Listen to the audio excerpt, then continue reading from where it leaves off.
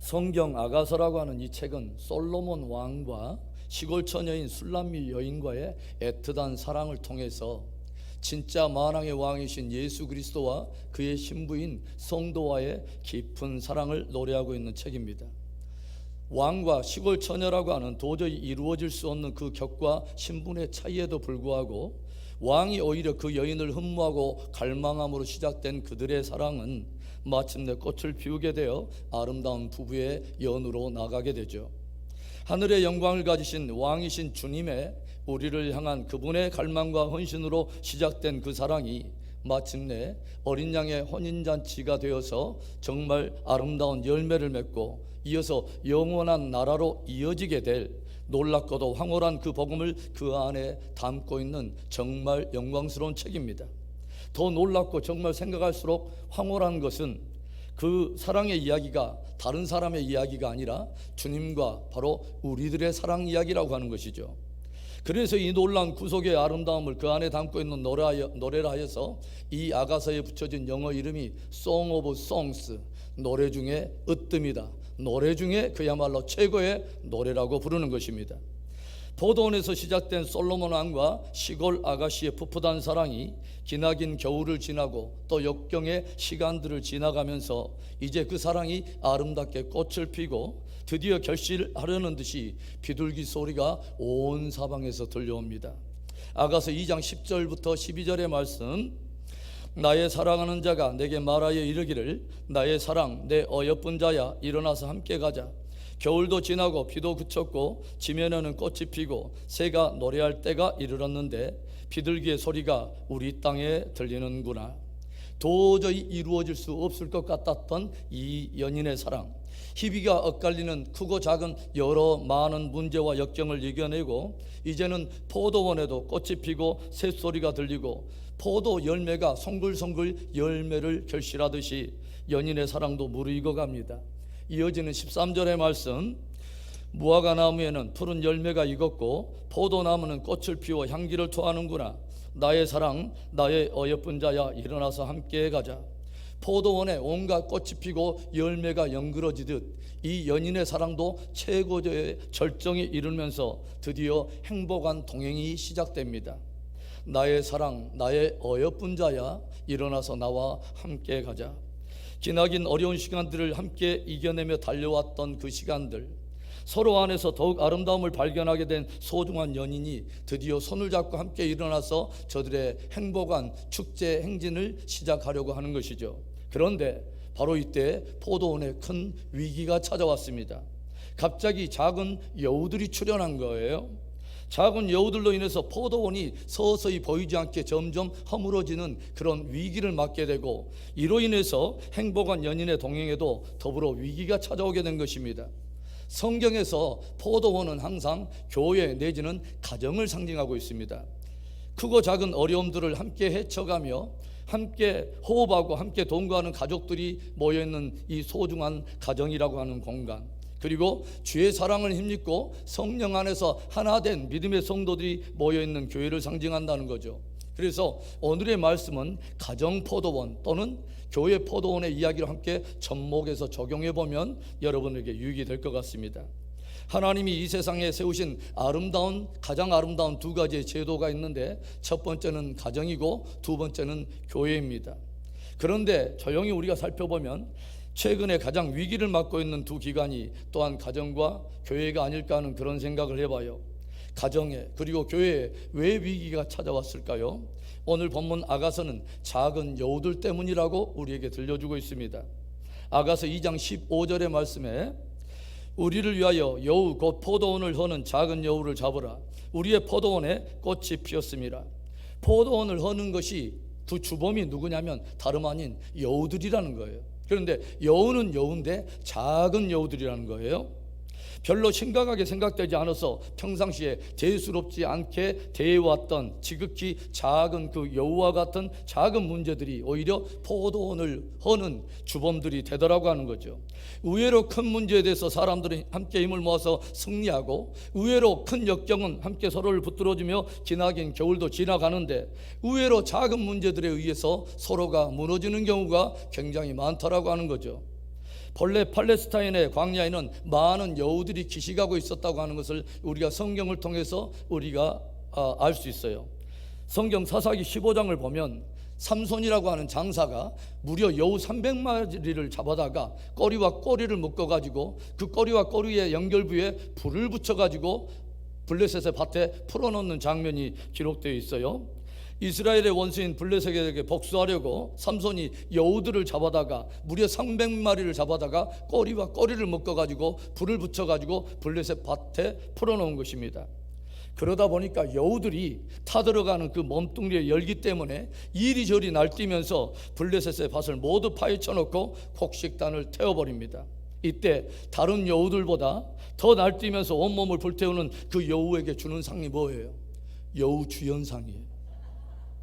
이렇게 팔레스타인 땅에는 많은 여우들이 기식하고 있었다고 하는 거죠. 여러분, 여우들이 어떤 짓을 하죠? 보통 때는 잠잠한 것 같은데 이상하게 포도원에 꽃이 피고 열매가 꼭 결실할 때가 되면 호련듯 어디에선가 나타나가지고 땅을 파서 구덩이를 만들거나 포도줄기를 다 갉아먹어버리고, 심지어는 채 익지도 않은 열매까지 다 갉아먹음으로 인해서 그동안 피땀 어려서 거기에서 경작하여 힘을 다한 포도원의 농사들의 수고를 다 헛된 것으로 망쳐놔 버린다고 하는 것이죠. 그래서 당대 사람들에게 이 여우들은 포도원의 무법자들 또는 포도원의 파괴자들로 통하고 있었다고 해요. 사랑의 포도원인 교회와 가정도 기나긴 겨울을 지내면서 큰 일에는 오히려 함께 붙들어주며 승리했는데, 별로 심각하게 생각지도 않는 일로 인해서 흔들리고 무너지는 것을 우리가 종종 봅니다. 작은 여우들이 나타나서 우리의 심령의 신앙의 구덩이를 파는가 하면 관계의 줄들을 갉아먹고 성숙한 열매를 맺지 못하도록 이리저리 다 파헤쳐 놓는다고 하는 것입니다. 사랑을 파괴하고 관계를 파괴하고 우리의 연합과 동행을 파괴하여 결국 각 사람이 부흥과 성숙을 맞이하지 못하도록 그 가로막고 있는 이 작은 여우를 때려잡아야 하는 것입니다. 우리 함께 인사해 봅시다. 여우 사냥합시다. 영적으로 보면 이 여우의 정체는 마귀와 같다고 우리가 해석해 볼 수 있을 거예요. 원래 사탄 또는 마귀라고 하는 이 단어의 원어적인 의미는 참소자라고 하는 뜻입니다. 이 참소자라고 하는 이 단어는 무엇과 무엇 사이에라고 하는 단어와 던진다라고 하는 이 단어가 두 개가 결합이 되어서 만들어진 단어예요. 그래서 둘 사이에 무엇인가 야릇한 것을 던져서 둘 사이를 갈라놓는다라고 하는 그 뜻이 참소자 또는 파괴자라고 하는 사탄과 마귀의 그 원어적 의미입니다.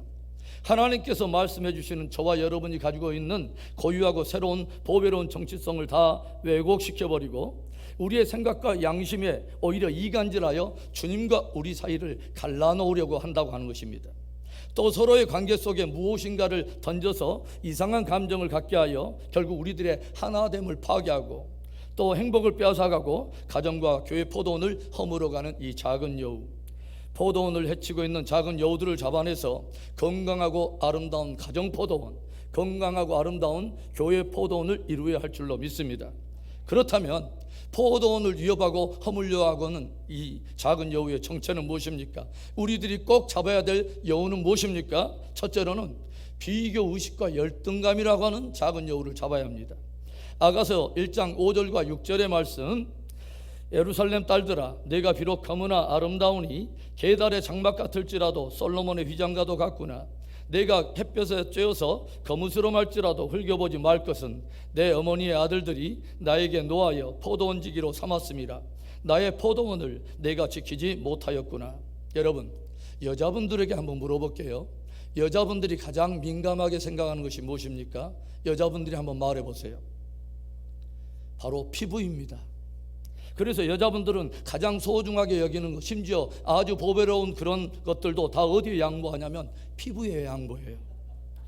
여기 게달의 장막이라고 하는 말이 등장하는데요, 그것은 검은 염소털로 만들어진 막을 말하는 것입니다.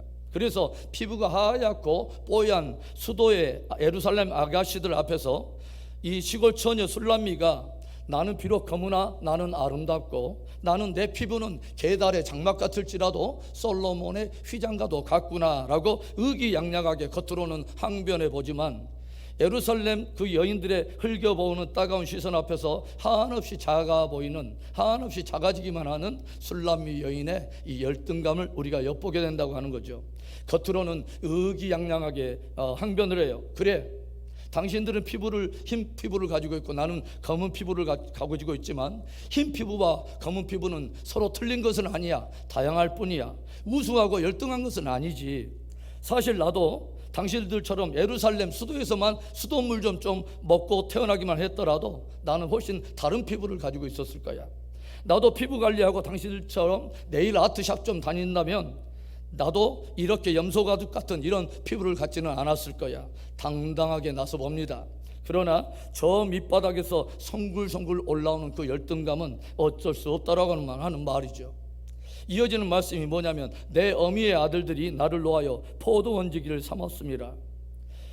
그래, 어미의 아들들이 내 오라버니들조차도 내 검정 어떤 그 탄 피부와 내 이 거친 어떤 살결을 보면서 나를 천하게 대하며 포도원이라고 하는 이 포도원이나 나가서 지키라고 내모는 판에 어차피 나는 포도원지기일 뿐이야. 낮은 자존감에 금세 사로잡히는 이 여인의 열등감을 우리가 엿보게 됩니다. 여러분, 이 땅에서 살아가는 그 누구도 비교의식이나 열등감에서 자유하게 될 사람은 한 사람도 없어요. 사실 열등감이 건강하게만 작용한다면 오히려 그 열등감으로 인해서 열심히 일을 하기도 하고 또 그 요인을 극복하기 위한 선한 노력을 통해서 열등감은 때때로 우리에게 차원이 다른 성숙함으로 인도해 가는 긍정적인 역할을 할 때도 있다고 하는 거죠. 그런데 문제는 뭐냐면 병적인 열등감을 말하는 거예요. 우리가 병적인 열등감에 붙잡히게 되면 건강한 인간관계 맺기가 굉장히 쉽지 않습니다. 다른 사람들에게 대해서 지나치게 파괴적이나 공격적인 그런 사람들, 그리고 자기 자신에 대해서 지나치게 방어적인 사람들, 또 쉽게 사람들을 의심하거나 믿지 못하는 사람들 대부분은 저 밑바닥에 비교의식 내지는 열등감이라고 하는 작은 여우가 있습니다. 여러 가지 피부나 외모, 또 외적인 환경이나 사회적 지위, 가진 소유 등에 대한 숱한 열등감 속에 붙잡혀가지고 오늘도 불행한 삶을 사는 사람들이 의외로 굉장히 많습니다. 이런 사람들은 대체로 부부관계도 원만하지 못하게 되고 열등감을 느끼는 그 부분을 누군가가 조금만 건드려도 급히 예민하고 안색이 변하게 되죠.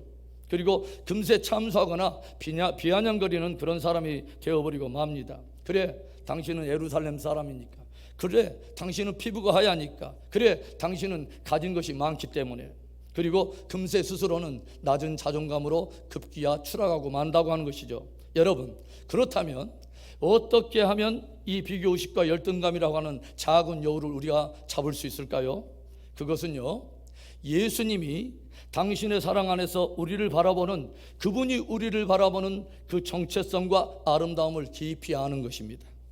오늘 술람미 여인이 자기의 신분이라든가 가진 얼굴이라든가 검은 어떤 게달의 장막과 같은 피부에 대한 열등감을 극복할 수 있었던 이유가 뭔지 아세요?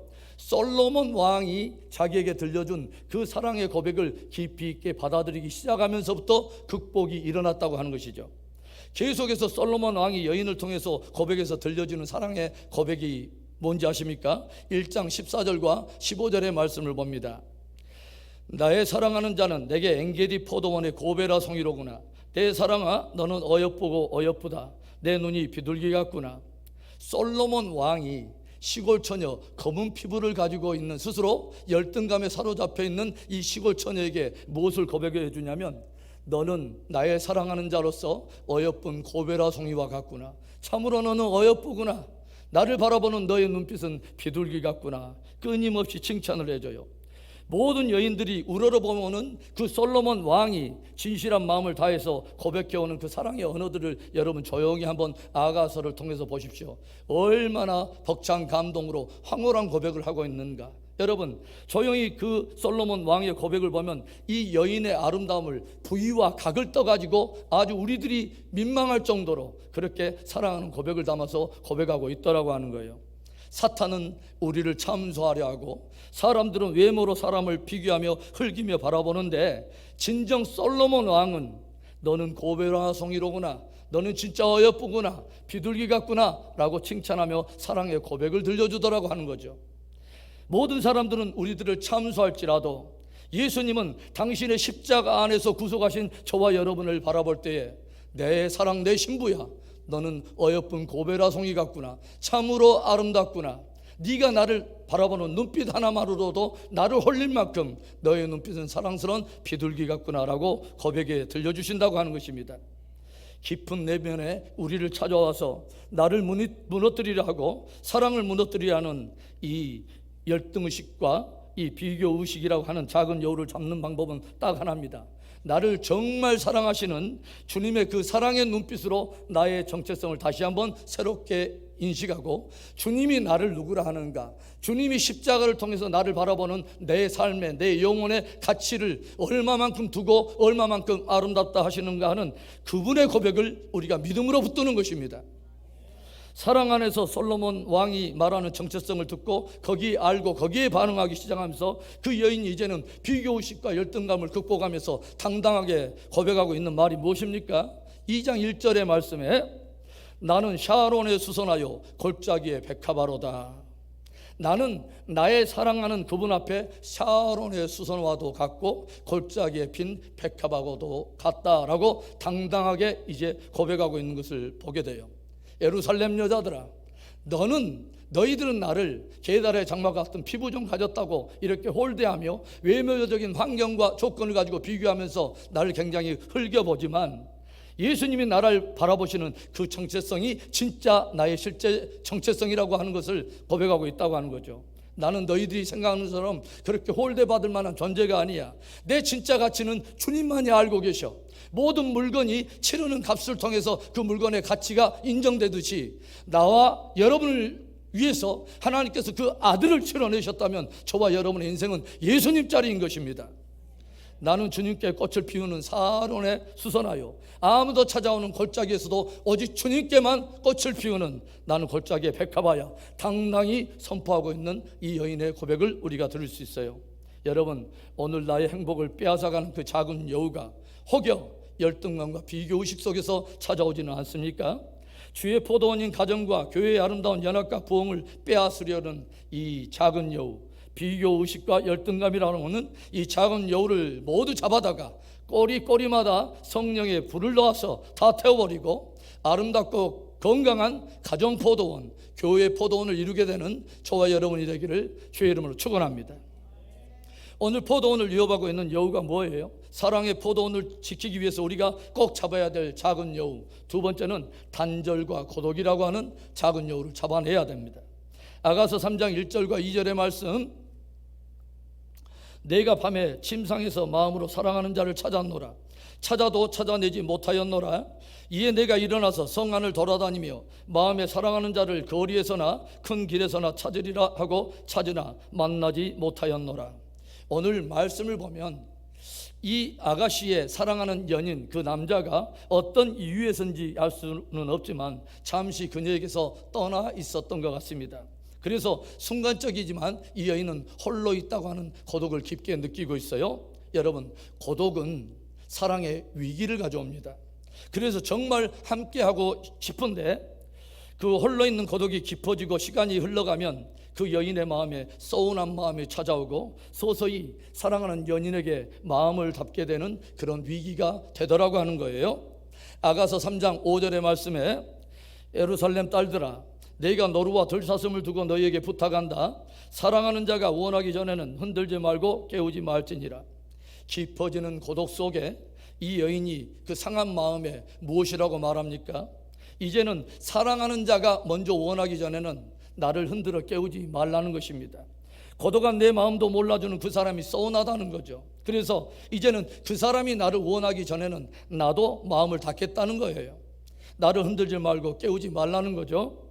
그런데 이렇게 고독한 이 갈등이 어떻게 발전됩니까? 아가서 5장 2절에 보면 내가 잘지라도 마음은 깨었는데 나의 사랑하는 자의 소리가 들리는구나. 문을 두드려 이르기를 나의 누이, 나의 사랑, 나의 비둘기, 나의 완전한 자야, 문을 열어다오. 내 머리에는 이슬이, 내 머리털에는 밤이슬이 가득하였다 하는구나. 드디어 기다리는 그 연인이 찾아왔습니다. 술람미 여인도 항상 잠이 들 때라도 늘 깨어서 한면에는 그 사람 생각을 늘 하고 있었는데 마침내 그 연인이 찾아온 거예요. 그리고 밤새 이슬을 맞으며 찾아와 문을 두드립니다. 나의 완전한 자여, 문을 열어다오. 나의 완전한 자여, 문을 열어다오. 그런데 고독이 깊어가고 시간이 흘러가면서 서운함이 굳어진 마음에 그 여인이 어떻게 반응을 합니까? 아가서 5장 3절부터 5절의 말씀에 내가 옷을 벗었으니 어찌 다시 입겠으며 내가 발을 씻었으니 어찌 다시 더럽히랴마는 내 사랑하는 자가 문틈으로 손을 들이밀매 내 마음이 움직여서 일어나 내 사랑하는 자를 위하여 문을 열 때 모략이 내 손에서 모략의 즙이 내 손가락에서 문빗장에 떨어지는구나. 이제는 사랑하는 자의 문 두드리는 소리를 듣고 있지만 안에서 우물쭈물 이리저리 뒤척이면서 신경전을 벌이고 있어요. 이미 잠들었는데 내가 다시 또 옷을 입고 나가야 되나? 이미 발에 신을 벗었는데 굳이 또다시 내가 발에 신을 신고 나가서 문을 열어줘야 되나 말아야 되나? 이리저리 신경전을 벌이고 있는 거죠. 그런데 그 사랑하는 자가 도저히 문이 안 열리니까 문틈에다 손을 놓고서 적극적으로 들어오려고 하다 보니까 이 여인의 마음이 함께 동하면서 이제 드디어 마음의 문빗장을 열고 그 연인을 향해서 문을 열어줘요. 그리고 나가서 보니까 어떤 일이 생깁니까? 아가서 5장 6절에 내가 내 사랑하는 자를 위하여 문을 열었으나 그는 벌써 물러갔네. 그가 말할 때 내 혼이 나갔구나. 내가 그를 찾아도 못 만났고 불러도 응답이 없었노라. 이제 내가 겨우 문을 열고 나갔는데 그 연인이 내가 문을 닫고서 안에서 미적거리는 동안에 그 연인도 마음이 상했는지 어디론가 또 사라져버린 것입니다. 깊어가는 고독으로 인한 서운함에 이제는 서로가 서로에게 온전히 마음을 열지 못하고 계속해서 서로를 찾아 헤매며 술래잡이를 하고 있는 안타까운 모습을 우리가 바라보게 된다고 하는 거죠. 여러분, 우리는 이 짧은 이야기 속에 지극히 평범한 진리 하나를 우리는 발견하게 돼요. 사랑이란 여러분 뭐예요? 사랑이란 가타부타 어떤 설명이 필요 없는, 복잡하게 이야기할 것이 없는, 사랑은 함께하는 것입니다. 모든 만물을 창조하신 하나님께서 만물을 창조하신 가운데 보이는 족족 그 사물을 볼 때마다 주님께서 신적인 기쁨의 충만함으로 고백했던 말이 뭐예요? 보시기에 좋았더라. 야, 참 보기에 좋구나. 그런데 창조자의 그 하나님의 마음속에 보시기에 심히 좋지 않았던 유일한 한 가지가 있었는데 그것이 뭐예요? 아담이 홀로 독처하는 것입니다. 아담이 홀로 있는 모습이 하나님 보시기에 영 좋지 않았다고 하는 거죠.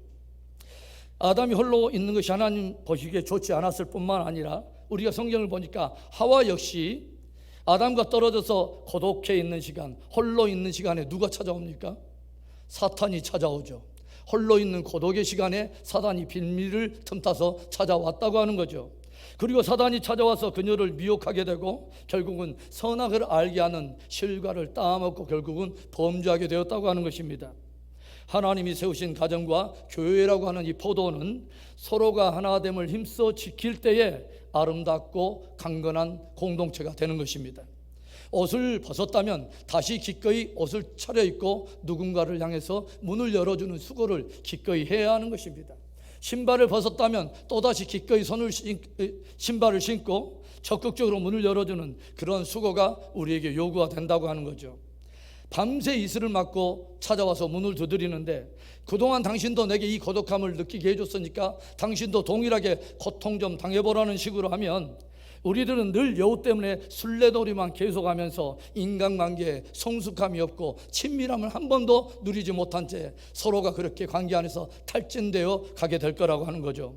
여러분, 성경이 무엇을 말합니까? 성령이 하나 되게 하신 것을 너희가 힘써 지키라 라고 도전하고 있어요. 여러분, 중요한 것은 하나님의 포도원이 스스로 지켜지지 않는다는 거예요. 여러분, 가정의 행복이 저절로 오던가요? 여러분, 신앙 공동체가 저절로 지켜집니까? 아닙니다.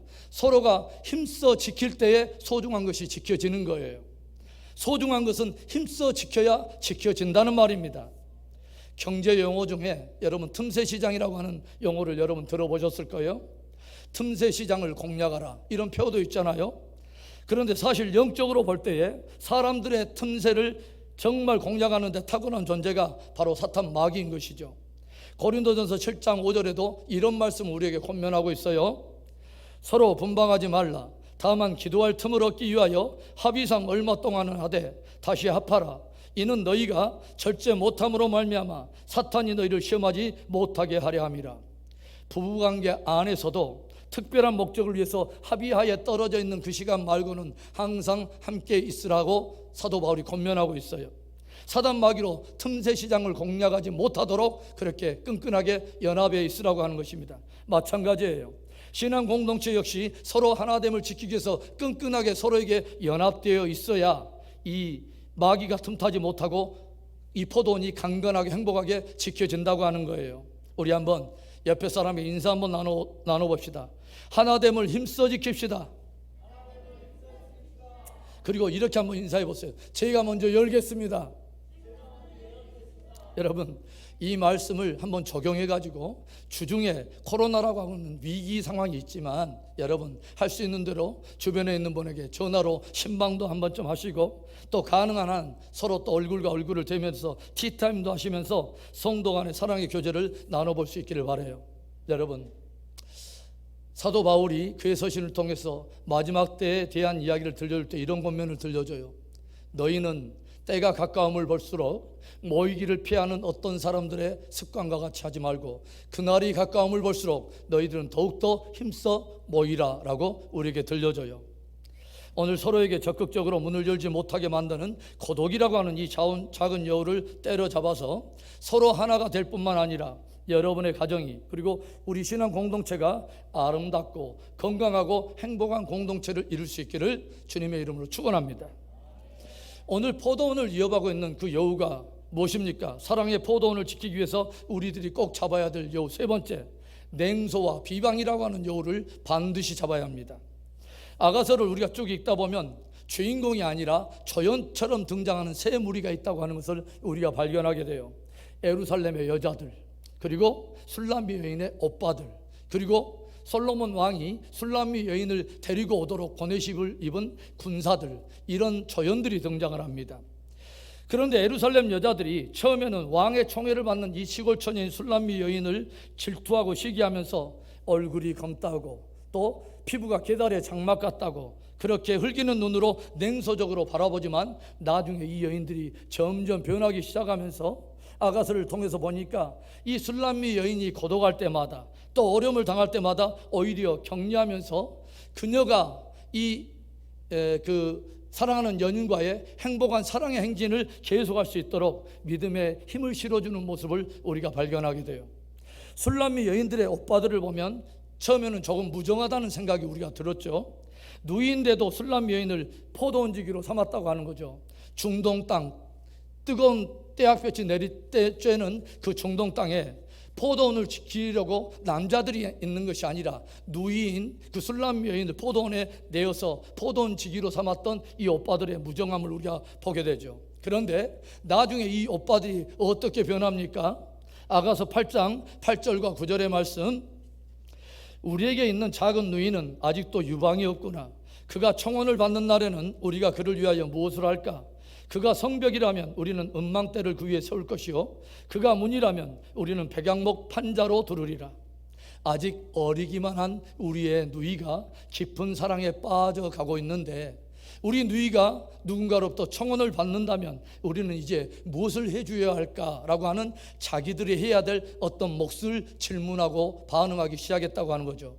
만일 성벽이 필요하다면 우리는 음망대를 우리 누이를 위해서 세워줄 것이요 만일 문이 필요하다면 레바논에 가서 아주 귀한 백양목 판자라도 구해서 두르게 하리라. 마음을 실어서 누이의 약한 것을 감싸주며 모든 헌신을 통해서 누이를 기꺼이 세워주려고 모든 것을 아끼지 않는 오빠들의 성숙해가는 모습을 우리가 배우게 된다고 하는 거죠. 솔로몬이 술람미 여인을 데려오도록 보내심을 받은 군사들의 모습은 어떻게 그려져 있습니까? 아가서 3장 7절과 8절의 말씀에 볼지어다 솔로몬의 가마라 이스라엘 용사 중 60명이 둘러쌌는데 다 칼을 잡고 싸움에 익숙한 사람들이라 밤에 두려움으로 말미암아 각기 허리에 칼을 찼느니라. 솔로몬에게서 이 술람미 여인을 데려오도록 보내심을 입은 군사들은 모두 옆구리에 무엇을 차고 있냐면 칼을 차고 있습니다. 좌우에 날선 어떤 검보다 예리한 칼을 차고 있다고 하는 거죠. 그런데 그 칼은 누구를 위한 것이냐면 밤의 어둠 때문에 두려워하게 될 술람미 여인을 붙들어주기 위해서 칼을 차고 있는 것입니다. 여인이 두려워할 때마다 진리의 말씀을 들려주고 약속의 말씀을 들려줘요. 그가 어렵고 힘들 때마다 이 사랑의 행진을 계속할 수 있도록 솔로몬 왕이 이 여인에게 끊임없이 들려와 주었던 이 소망의 약속들을 들려주면서 그 여인을 도전하고 격려하고 붙들어주고 있다고 하는 것입니다. 참으로 성숙한 공동체, 성숙한 가정에는 위로와 격려와 도전이라고 하는 아름다운 영성이 흐르고 있는 것을 우리가 보게 되죠. 오늘 본문 말씀 중에 이 여인은 작은 여우를 잡으라 라고 표현하고 있는데 사실은 명령형이 아니라 원어적인 것을 보면 Let us catch, 함께 잡자라고 하는 청유형으로 되어 있습니다. 부부가 함께 노력해야 한다고 하는 것이죠. 신앙 공동체도 마찬가지로 서로가 함께 노력해야 결실을 이룰 수 있다고 하는 것입니다. 냉소와 비방이라고 하는 작은 여우를 때려잡아야 합니다. 그리고 이제 성숙함으로 나아가 믿음의 행진을 계속할 수 있도록, 사랑의 행진을 계속할 수 있도록 우리가 서로를 위해서 우리가 망대를 세워주며 또 백향목 판자로 우리가 믿음의 담을 쳐주면서 약속과 진리의 말씀으로 서로를 격려하고 도전하며 붙들어 줘야 한다고 하는 것입니다. Let us catch. 사랑하는 성도 여러분, 가정을 허물고 교회를 무너뜨리며 관계를 위협하는 것은 커다란 오히려 위호소보다는 지극히 사람들이 오히려 낮고 별로 마음을 주지 않았던 의외로 사소하고 작은 것에서 시작된다고 하는 것을 오늘 우리는 배우게 됩니다. 비교의식과 열등감, 단절과 고독, 냉소와 비방이라고 하는 이 포도원을 허는 여우를 때려잡고 마침내 끝까지 승리하는 가정, 승리하는 공동체 되기를 다시 한번 주님의 이름으로 간절히 축원합니다.